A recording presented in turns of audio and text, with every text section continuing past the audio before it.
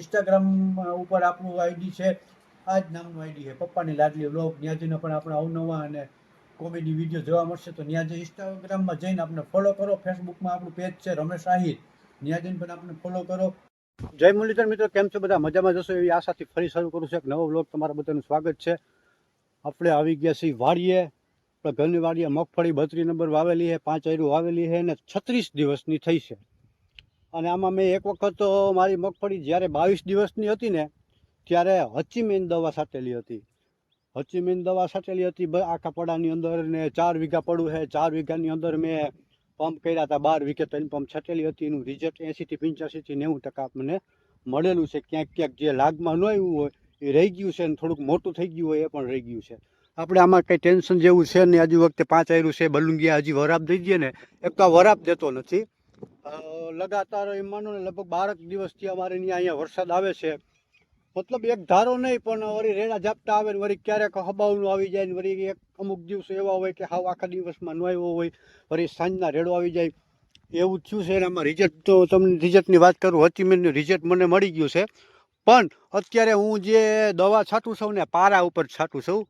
આ ક્યારાની અંદર છાંટતો નથી. ક્યારાની અંદર ક્યાંક ક્યાંક કોક મોટું જે રહી ગયું હતું ને, ઘામાનું આવ્યું હોય દવામાં, હજી વખતે હચીમેન છાંટી હતી, ઘામાનું આવ્યું હોય એ રહી ગયું છે, મોટું હોય એ પણ રહી ગયું છે.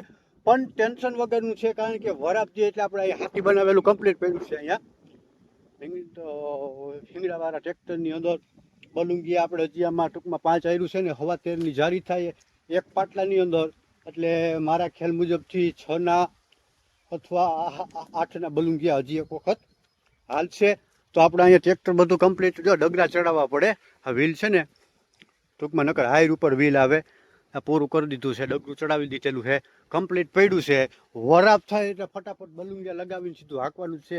એટલે ક્યારામાં જે ખડ છે એનું ટેન્શન વગરનું છે, કંઈ વાંધો નહીં, એ આપણે વયું જાહે. પણ વરાપ હોવી જોઈએ. જોકે અત્યારે મોલાજને પણ વરાપની જરૂર છે. પીડું માંડ્યું છે ક્યાંક ક્યાંક પડવા. જે પિયત ઓરવીન વાવેલી છે એ મગફળી પીડી ક્યાંક ને ક્યાંક પડવા માંડી છે. લીંબુય પીડા પડી ગયા, જો માંડ્યા ખરવા. આમાં લીંબુ આવ્યા જાજા બધામાં. હજી આની શું હાઈટ છે, તો જો ક્યાંક ક્યાંક પીડું દેખાય છે. પણ એવું બધો કંઈ વાંધો નથી. અને અત્યારે પારા ઉપર આપણે છાંટી છે દવા આયરીસ દવા છાંટું છું પારા ઉપર. કારણ કે આયરીસ છે ને ક્યાંક ને ક્યાંક થોડાક અંશે નડે છે મગફળીને. 36 દિવસની થઈ ગઈ છે, માંડવી 60 દિવસની થઈ ગઈ હોય ને તો બહુ વાંધો નથી આવતો. પણ અત્યારે પાનમાં ડાઘ કરે ને વધારે સ્પ્રે થઈ ગયો હોય ને, તો ત્યાં આપણે છે ને પારા ઉપર જે ખડ છે ને, પારા ઉપર થોડુંક વધારે છે રહી ગયેલું. બરાબર, જે નોઝલ ગઈ વખતે આપણે હચીમેન છાંટતા હતા, નોઝલના ઘામાં ન આવ્યું હોય ને એવું ત્યાં રહી ગયું છે. પવન હતો, પવન હોય તો પણ દવા રિઝલ્ટ થોડુંક ઓછું આવતું હોય છે. તો એ પારા ઉપર અત્યારે આપણે આયરીસ દવા મારી છે. એનું ખોખું મિશ્રણ કરી નાખ્યું છે. બરાબર, આ આયરીસ દવા આપણે પારા ઉપર કમ્પ્લીટ થઈ ગયો છે, ભરી લીધો છે. અને સવારના 10 વાગ્યા છે, ચા પાણીની ચુસ્કી મારી ફટાફટ મંડી છાંટવા. તો છે ને ભાઈ, હચીમેન દવાનું એવું છે કે હચીમેન જે આવે ને એ મગફળી 10 દિવસની થઈ ગઈ હોય ને પછી તમે છાંટી શકો, એનું રિઝલ્ટ સારું આવે છે. પણ શું છે, થોડુંક એ મોટું થઈ ગયું હોય ને તો એને થોડીક ઓછી અસર કરે છે. અને અમુક સમય પછી વળી પાછું થાય છે. અને આવું બધું થાય છે કે જોકે નાનું નાનું ને એવડું હોય ને એનું તો પૂરું સફાઈ જ કરી નાખે છે. પણ થોડુંક મોટું હોય ને, અને અમુક ખડ, જોકે અમુક ખડ મોટા હોય એ પટાવી નાખે છે. અમુક જે આપણે હાટોળો છે, હેહમૂળ છે, એ થોડુંક મોટું થઈ ગયું હોય ને તો એ રહી જાય છે. તો આપણે આની ટ્રાય મારવી છે અત્યારે આયરીસની. એમ કહે છે કે આયરીસ છાંટવાથી લગભગ વયું જાય છે. પણ આયરીસ છે ને મગફળી 60 દિવસની થઈ હોય તો મરાય, બાકી ત્યાં સુધી મરાય નહીં. પછી વધારે ખડ થઈ ગયું હોય, ફરજિયાત થઈ ગયું હોય તો અલગ વાત છે. એટલા માટે આપણે પારા ઉપર છાંટી છે અને નોઝલ નીચે રાખીને, જેથી કરીને આજુબાજુ આયરું છે ને મગફળીને એને બને એટલું નુકસાન ઓછું થાય. તો આવી રીતનું આયોજન કરીને અત્યારે હચીમેન દવા છાંટી છે. આયરીસ દવા છાંટી છે. અને હચીમેન તો ગમે ત્યારે ખેડૂત મિત્રો છાંટી શકે. 10 દિવસની મગફળી થઈ હોય એટલે ત્યાંથી તમે સ્પ્રેનો કરવો હોય તો કરી શકો છો.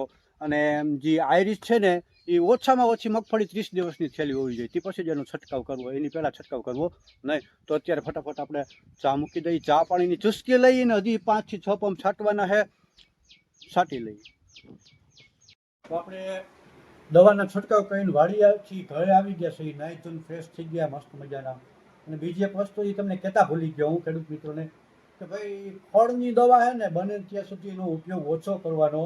પછી વરસાદ એક ધારો એલાડ થયું હોય ને વરસાદ બંધ થતો ન હોય, વરાપ ન દેતો હોય અને વધારે પડતું ફળ થઈ ગયું હોય ને તો પછી ફરજિયાત થઈ ગયું છે છાંટવી પડે.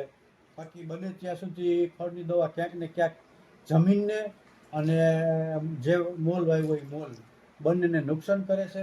વિચાર કરો તમે, આપણે ગમે ત્યારે તમારે નોટિસ કરવું કે ખડની દવા લેવા જઈએ ને એગરા, એટલે એગરાવાળાને પૂછવું કે ભાઈ મોલને નડે, મગફળીને નડે, એટલે એમ કહે ના નડશે નહીં, 4-5 દી ઊભી રાખી દે.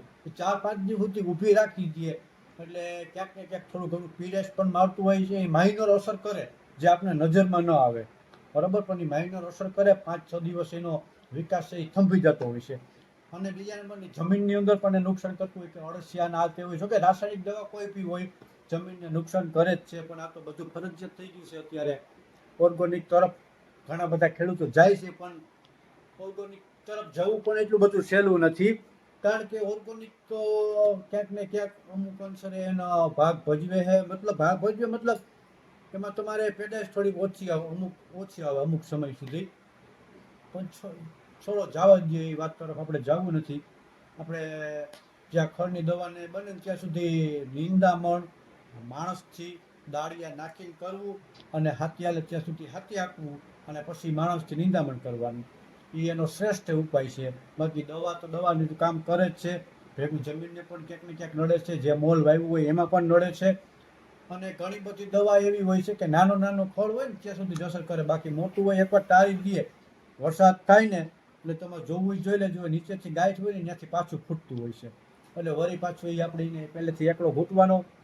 એટલે બને ત્યાં સુધી હાથી હાંકી અને માણસથી નિંદામણ કરવાનું રાખવું. અત્યારે આ વિડીયોમાં આટલું. અને નવા આવ્યા હોય તો આપણે વિડીયોને સબસ્ક્રાઈબ કરી અને મસ્ત મજાની લાઈક કરી નાખજો. અને ઇન્સ્ટાગ્રામ ઉપર આપણું આઈડી છે, આ જ નામનું આઈડી છે, પપ્પાની લાડલી વ્લોગ. ત્યાં જઈને પણ આપણે અવનવા અને કોમેડી વિડીયો જોવા મળશે. તો ત્યાં જે ઇન્સ્ટાગ્રામમાં જઈને આપણે ફોલો કરો. ફેસબુકમાં આપણું પેજ છે રમેશ આહિર, ત્યાં જઈને પણ આપણે ફોલો કરો. જય મુરલીધર, જય મા ભગવતી.